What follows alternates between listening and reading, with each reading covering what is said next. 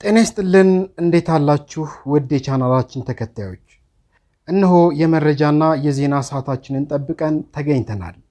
እስከ ፍጻሜው አብራችሁ እንድትቆዩ እየጋበዝን አሁን በቀጥታ ወደ ያዝናቸው መረጃዎች አለፍን።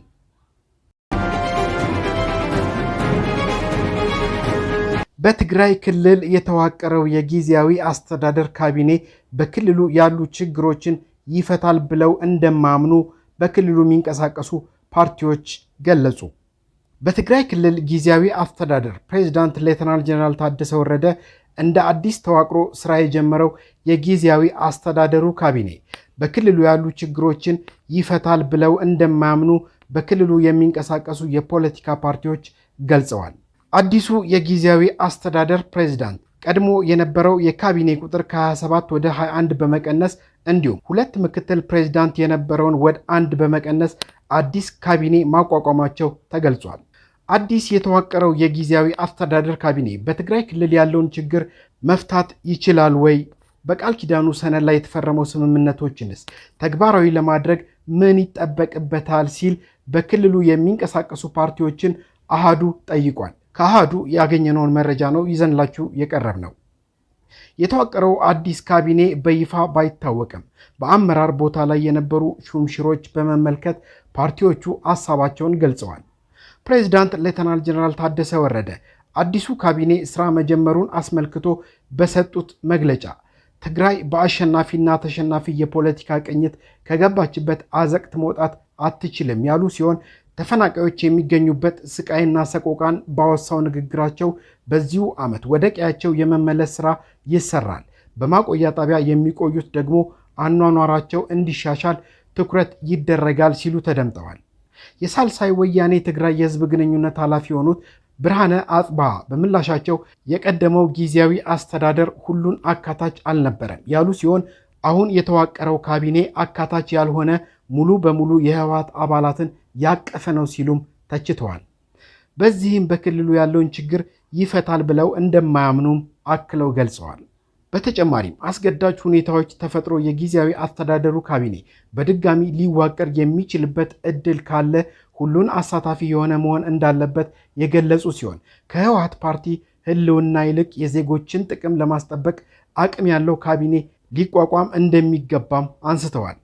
ሌላው አሃዱ ያነጋገራቸው የባይቶና አባይ ፓርቲ የድርጅት ጉዳይ ኃላፊ የሆኑት ክብሮም ተክላይ በበኩላቸው ከዚህ ቀደም የባይቶና አባይ ፓርቲ በሁሉም የክልሉ ቢሮዎች ላይ የአመራር ድርሻ ነበረው ያሉ ሲሆን ካቢኔው ሲቋቋም የክልሉ የውሃና ኢነርጂ ቢሮ አመራሩን በማንሳት የህወሓት አባል በቦታው መተካቱን ገልጸዋል። ይህን መሰል አካሄድ በትግራይ ክልል ያለውን ችግር ይፈታል ብለው እንደማያምኑ የገለጹም ሲሆን አሁን የተዋቀረው ኮሚቴ ለህወሓት በሚመች መልኩ የተደረገ ነውም ብለዋል። በፓርቲዎች ደረጃ የተዋቀረው ኮሚቴ በተመለከተ ዝርዝር ማብራሪያ እንዲሰጣቸው መጠየቁንና ምላሽ ማግኘት አለመቻላቸውንም አንስተዋል። ቀድሞ የጊዜያዊ አስተዳደሩ ፕሬዝዳንት የነበሩት አቶ ጌታቸው ረዳ የሚመሩት ህወሓት ሌሎችን ያገለለና አቃፊ ያልሆነ ካቢኔ ተቋቁሟል በሚል ተቃውሞውን በትናንትናው ዕለት ባወጣው መግለጫ ገልጿል። በዓለም አቀፍ ተቋማት ወኪሎች ፊት የፈረሙት ሰነድ ሳይውል ሳያድር በመጣስ ወደ አንድ ወገን ያደላ ካቢኔ አቋቁመዋል በማለትም ተችቷል። አሃዱ ያነጋገራቸው ፓርቲዎችን በተመሳሳይ የተቋቋመው ካቢኔ ገለልተኝነቱን ጥያቄ ውስጥ ያስገባ ነው ያሉ ሲሆን መስተካከል የሚችልበት አግባብ ሊኖር እንደሚገባም ጠቁመዋል። በተያያዘ መረጃ አዲሱ የትግራይ ክልል ጊዜያዊ አስተዳደር ፕሬዝዳንት በመሆን አዲስ የተሾሙት ሌተናል ጀነራል ታደሰ ወረደ ለአቶ ጌታቸው ረዳ የምስጋና ሽልማት ለመሸለም ያደረጉትን ጥሪ ተከትሎ አቶ ጌታቸው ረዳ የትግራይ ህዝብ ብዙ ጋቢ ሸልሞኛል፣ የእናንተን ጋቢ አልፈልግም በማለት በዝግጅቱ ላይ እንደማይገኙ አሳውቀዋል። ብርቱካን ተመስገንን ጨምሮ በሽብር ወንጀል ተጠርጣሪዎች ላይ የ11 ቀን የክስ መመስረቻ ጊዜ ተፈቀደ። ፖሊስ ለፌዴራል ከፍተኛው ፍርድ ቤት ልደታ ምድብ አንደኛ የጊዜ ቀጠሮ ችሎት እስካሁን በተጠርጣሪዎች ላይ ያሰባሰባቸውን መረጃዎችና ቀሪ የምርመራ ስራዎችን አጠናቆ አቅርቧል።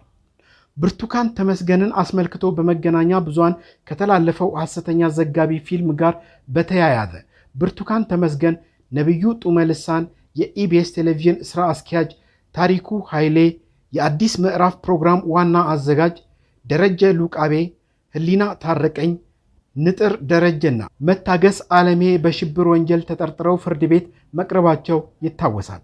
በተጠርጣሪዎቹ ላይም ስልጣንን በኃይል ለመያዝ የጦር መሳሪያ በመታጠቅ በህገ ወጥ መንገድ በመደራጀት የአማራ ክልል አንዳንድ አካባቢዎች እየተንቀሳቀሰ ከሚገኘው ጽንፈኛው ጸረ ሰላም ቡድን አመራሮች ጋር በጥቅም በመመሳጠር መንግስት የህዝብ ተቀባይነት እንዲያጣና ዓለም አቀፍ ተጽዕኖ እንዲደረግበት በማሰብ ተዋደውና ተከባብረው በሚኖሩ ብሔሮች፣ ብሔረሰቦችና ህዝቦች መካከል ቅራኔ በመፍጠርና ወደ ግጭት እንዲገቡ ለማድረግ በውጭ ሀገር ከሚገኝ የጸረ ሰላም ቡድን አመራሮች ጋር በተለያዩ መገናኛ ዘዴዎች በመገናኘትና ተልዕኮ በመቀበል የሥራ ባህሪያቸውን እንደ መልካም አጋጣሚ መጠቀም የሚሉ የምርመራ የጥርጣሬ መነሻዎች ለችሎቱ ቀርበዋል።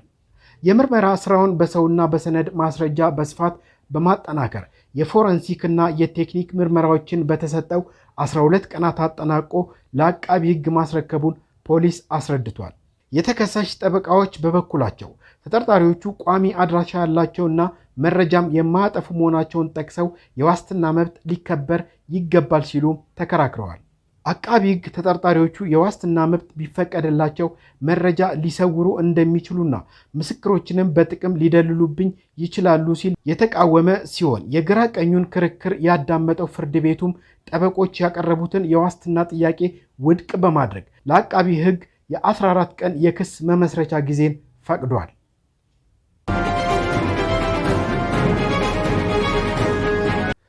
የቡርኪና ፋሶ መሪ በሆነው ኢብራሂም ትራውሬ ላይ ከቀናት በፊት ለ19ኛ ጊዜ የተቀነባበረው የግድያ ሙከራ መደረጉን ተከትሎ ትራውሬ ለራሽያ ፕሬዝዳንት ቭላድሚር ፑቲን አስቸኳይ የጦር መሳሪያ ድጋፍ እንዲደረግለት መጠየቁንና ራሽያም የጦር መሳሪያ በአስቸኳይ ወደ ቡርኪና ፋሶ ለመላክ ቁርጠኛ መሆኗን የሀገሪቱ የዜና ምንጮች ዘግበዋል።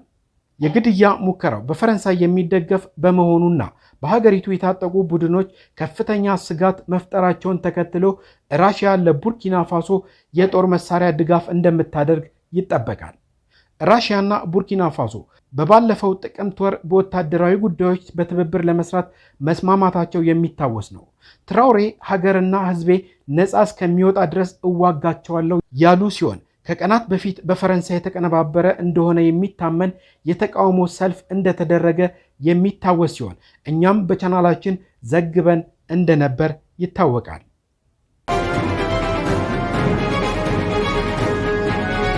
አብራችሁን ስለቆያችሁ እያመሰገንን የዛሬውን የመረጃ ሰዓታችንን በዚህ አጠናቅናል። ለምድራችን ሰላምን፣ ለሀገራችን አንድነትን ይስጥልን እያለን ተሰናበትን። ሰላም።